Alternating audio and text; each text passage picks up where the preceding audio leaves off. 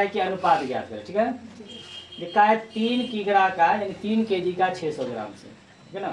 तो जब भी हम अनुपात निकालते हैं, समझे, तो ये ध्यान रखना है, ये एक यूनिट हमारा किग्रा यानी केजी में है, एक हमारा ग्राम में है। सबसे पहला काम करना, दोनों को या तो ग्राम में बदलो या फिर दोनों को केजी में रहने दो, तभी जाकर के अनुपात होता है। कि नहीं कि केजी में रहे ग्राम में रहे तो अनुपात नहीं होता है, ठीक है ना।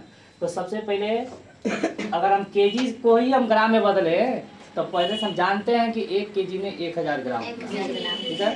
तो 3 kg बराबर 3000 ग्राम। उसी प्रकार 2 घंटे का 30 मिनट से, तो 2 घंटे बोले तो 1 घंटा में 60 मिनट, तो 2 घंटा में 120 मिनट, ठीक है।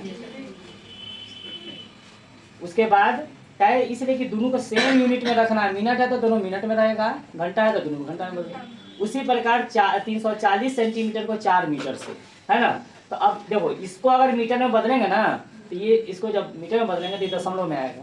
तो थोड़ा हम दशमलव में जाएंगे तो बनाने के लिए आंसर सेम ही आएगा, लेकिन मीटर से सेंटीमीटर में आएंगे उसमें गुना करना है, दशमलव वाला इसमें झंझट नहीं रहेगा, है ना। तो 4 मीटर से अगर सेंटीमीटर तरफ बढ़ते हैं तो 1 मीटर में 100 सेंटीमीटर, तो 4 मीटर में 400 सेंटीमीटर। 75 रुपया को यानी पैसा के ये के साथ ले चलेंगे तो 1 रुपया में 100 पैसा, तो 75 रुपया में 7500 पैसा, ठीक है। अब इसमें से हम कोई एक बदलते हैं, बाकी तो सब छोड़ दिया, ठीक है। मान लिया कि हम बी नंबर सवाल बनाते, ठीक है। लिखा हुआ है 2 घंटा 2 घंटे का 30 मिनट से, समझ लेना। एक ही 4 में हम एक ही बनाएंगे, बाकी तो सबके लिए। अभी बोले घंटा या मिनट दोनों को सेम यूनिट से ना रखना है, तो 120 मिनट कह सकते हैं, 120 सकते हैं, बराबर होगा।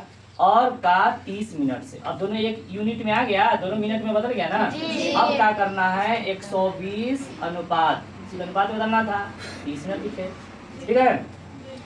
अब यहाँ पर देखो अनुपात के दूसरे रूप का नाम है, इसको बटा भी दे सकते हैं, 30 से भाग कर देना है, अनुपात को बटा बदल दिया। अब इसको काट देना, ये 30 से कम 30 और 30 चौका 120 आया हमारा, ऊपर में 4 और नीचे में अनुपात का साइन दे करके 1, ये हमारा जवाब दिया। यानी इसका ये अनुपात इतना का जवाब क्या हो गया, ठीक है। अब इसी प्रकार हम सबको कर सकते हैं, ठीक है।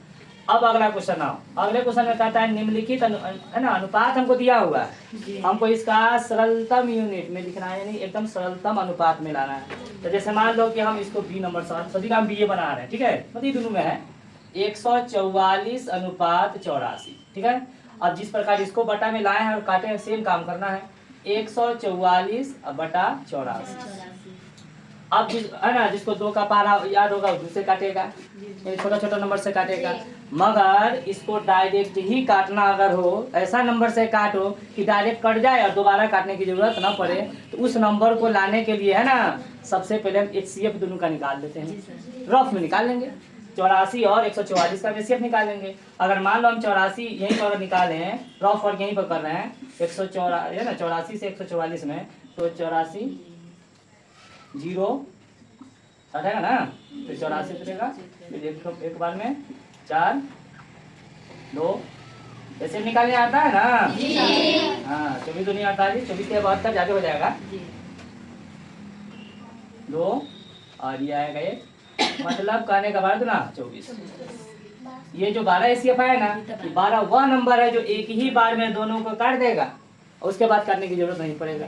अगर कोई काटेगा तो दूसरे काटेगा। अगर 12 को खंड करेंगे है ना, तो इस 12 को खंड करने के लिए 2 मरतबा आएगा और 3 आएगा, ये ना। तो जब तुम सब काटेगा ना, तो तुमको जो है इसको काटने के लिए 2 से 2 मरतबा काटना होगा, फिर उसका 3 से काटना होगा, ये ऊपर बढ़ेगा वो नीचे बढ़ेगा, है ना। तो उससे बचना है तो डायरेक्ट HCF निकाल लेंगे और डायरेक्ट उसी नंबर से काट देना है। HCF जैसे 12 है तो 12 सते 84, अब 12 का स्क्वायर 144 होता है, बढ़िया ना, एक ही बार में 12 कट गया, ठीक है। अब बताओ कटने वाला है नहीं, हो गया, अब डायरेक्ट कट गया। तो इसी को बोलते हैं 12 अनुपात 7। ये क्या हो गया हमारा सरलतम अनुपात, यहाँ तो कोई दिक्कत नहीं। अब आते हैं x का मान ज्ञात करें, 3 अनुपात x, इसको बोले समानुपात, ठीक है, और 9 अनुपात 15। अब इसको समझो, समझते हैं। यहाँ पर देखो सेम काम इसमें इसके साथ भी करना है, जैसे बोले ना 3 अनुपात है ना, ये वाला इसको बटा कर देंगे 1 से लिखेंगे, ये समानुपात जो समानुपात का साइन है इसको उसके बदले में बराबर का साइन समात है।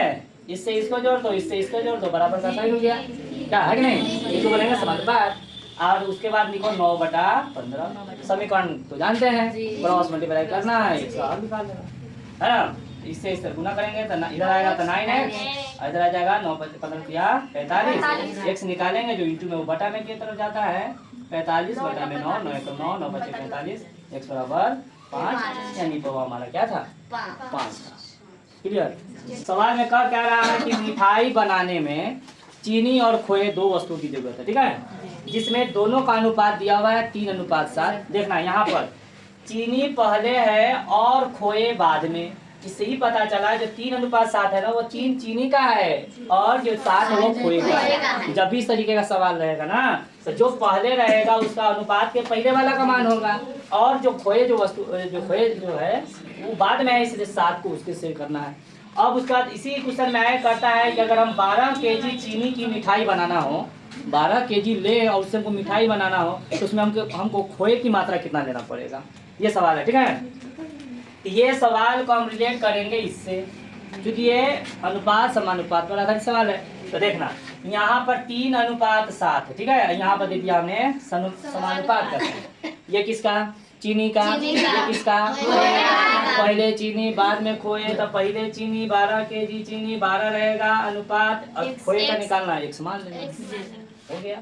जिस प्रकार इसको हल किया उस पर इसको हल कर लेंगे, फिर उसी प्रकार इसको कर लेंगे 3/7 समानुपात के बदले में बराबर 12/1, फिर क्रॉस मल्टीप्लाई कर देंगे, ठीक है। अगर डायरेक्ट बनाना है तो 3 से 1 कम 3 चौके 12, बराबर के दोनों साइड बटा के ऊपर नंबर कटने वाला काट सकते हैं, बराबर के नीचे नंबर कटने वाला काट सकते हैं।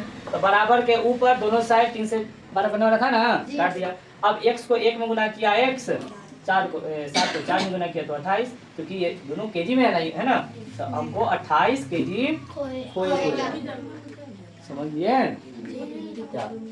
ये तो हो गया। अब चलते हैं, सब छोटा छोटा क्वेश्चन सब है। इसके बाद टाइम रहेगा अभी 5 सवाल तो सबको बनाना है, बेटा मिटा रहे हैं। अब देखो, अभी इस क्वेश्चन को देखो, 14 नंबर क्वेश्चन को। क्वेश्चन में कह रहा है बाजार में केले क्या रुपये दर्जन है? 18 रुपये दर्जन है। हमको चाहिए 10 केले। अब इसमें आदमी कंफ्यूज, 1 दर्जन क्या रुपया? 18 रुपया, और 10 केला का दाम पूछ रहा है, कोई दिक्कत ना है। अब सुनो, तो हम इसको इस भाषा में कह सकते हैं 1 दर्जन बोले तो 12 केले, यानी 12 केले का दाम हमको 18 रुपया। तो अब 10 केले का निकलेगा? फिर भी नहीं निकलेगा, फिर भी नहीं निकलेगा। जब तक बीच का 1 केले का नहीं निकलेगा ना, जब तक उसका नहीं निकलेगा। ये हो गया एक एक नियम का सवाल। यानी पहले हमको समझना क्या कि ये प्रति दर्जन मतलब 1 दर्जन, 1 दर्जन मतलब 12 केले। तो 12 केले का दाम दिया हुआ है 18 रुपया, उसका 1 दर्जन 1 केले का दाम निकालना।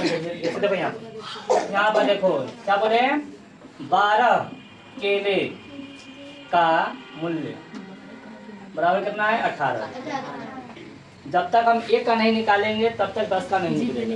10 का 1 का निकालेंगे तो हमको 50 का है, 60 का है, 75 का है, जितना का उतना निकल सकता है ना। 1 कलम का दाम 5 रुपया, तो 30 कलम का दाम 150 रुपया। 1 का पता था तब ना। इधर पहले 1 केले का निकालो, तो जब भी 1 का निकालते हैं यानी कम का निकालते हैं तो भाग करते हैं, कम का निकाले तो 18 रहेगा। ये वाले नंबर 12 से भाग करेंगे। अब करेंगे भी नहीं, काटना नहीं है, काटने वाला काम एक साथ। अब कितने केला चाहिए हमको? 10 केले। ये डॉट का मतलब समझे, यही बात है। 18/12 गुने 10, ठीक है। अब इसको देखो, 6 से काटो इसको, 6 दूनी 12, 6 3 18, 2 एकम 2, 2 पंचे 10, 5 तिहाई 15। इस प्रकार 15 रुपया हुआ 10 केले का। क्या है? अच्छा चुका चुकी, कोई दिक्कत नहीं है। देखो इसलिए लगता है चूंकि 12 केले का दाम, इसलिए 1 केले का दाम, फिर इसलिए 10 केले का दाम।